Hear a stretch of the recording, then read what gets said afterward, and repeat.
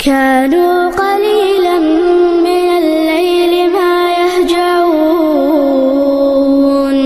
وبالأسحار هم يستغفرون كانوا قليلا من الليل ما يهجعون. ان کو سمجھایا جائے تو آگے سے جا ہم نے تو جی ناز میں یہ بات کر دی تھی. بھئی کر تو دی تھی نا، زبان سے بات نکل تو گئی تھی، نامہ اعمال میں لکھی تو گئی تھی نا. اب فرشتوں نے یہ تھوڑا لکھنا ہے کہ اس نے ناز میں یہ بات کر دی. اور پھر کبھی کبھی پتہ کیا جواب دیتی ہیں، اور جی میں نے تو اوپر اوپر سے بات کی تھی. یہ اوپر اوپر کی بات ہمیں آج تک سمجھ میں نہیں آئی.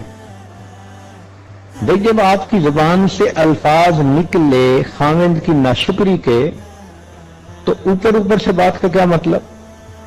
یہ سب شیطان کے بہکاوے ہیں.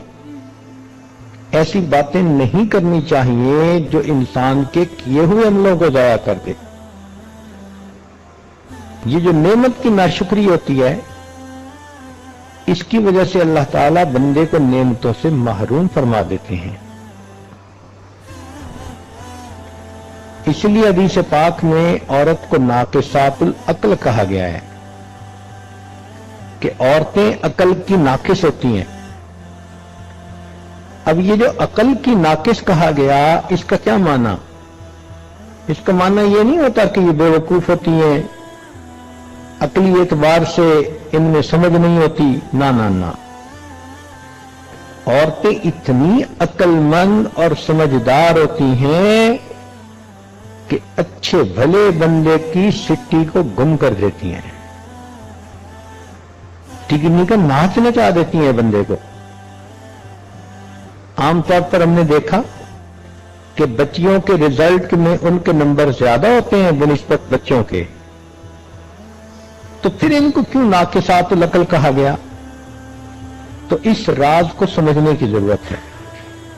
ناقصات العقل اس لیے کہا گیا کہ ان کے جذبات ان کی عقل پر غالب آ جاتے ہیں. لہذا جس سے محبت کرتی ہیں اتنا چاہیں گی کہ جی کرے گا کہ ساری دنیا کے لوگ مر جائیں اور گلیوں میں بس یہ چلے. اور اگر کسی سے نفرت کریں گی ذرا سی بات پہ تو جی چاہے گا یہ زمین کے اوپر کیوں ہے، ابھی زمین کھل جائے اور یہ زمین کے نیچے چلا جائے. اس قدر ان کے اندر شدت ہوتی ہے، اور یہ شدت ان کے عقل کو ناقص کر دیتی ہے. یہ فیصلے اچھے نہیں کرتی. پھر چنانچہ ہم نے کئی مرتبہ یہ تجربہ کیا، اچھے خاندان کی لکھی پڑھی لڑکی اب کسی بدکار قسم کے لڑکے نے اس کے ساتھ تعلق جوڑ لیا.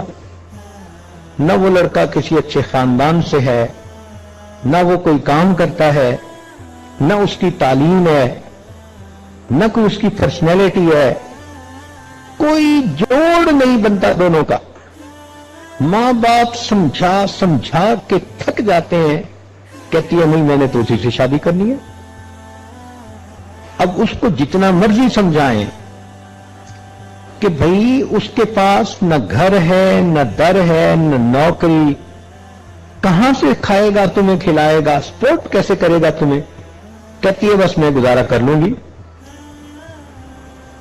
تو یہ جذبات ان کے اوپر اتنے غالب آ جاتے ہیں کہ یہ فیصلے غلط کر جاتی ہیں. ذرا سی بات پہ خامد کو کہیں گی ہاں مجھے آپ چھوڑ دیں. تو یہ جو بیوقوفی کے فیصلے کر دیتی ہیں نا جذبات میں آ کے، شریعت نے کہا کہ یہ ناقصات العقل ہوتی ہیں. اس لیے تو شریعت نے طلاق کا حق مرد کو دیا. اگر بالفرض و تقدیر طلاق کا حق عورت کو دیا جاتا تو ماشاءاللہ ایک دن میں 25-30 طلاقیں تو ہر مرد کو ہو جاتی. اس لیے شریعت نے کہا کہ ہن ناقصات العقل والدین، دین اور عقل کی ناقص ہوتی ہیں. تو تو جذباتی فیصلے نہیں کرنے چاہیے، اللہ کی نعمتوں کی ناقدری نہیں کرنی چاہیے۔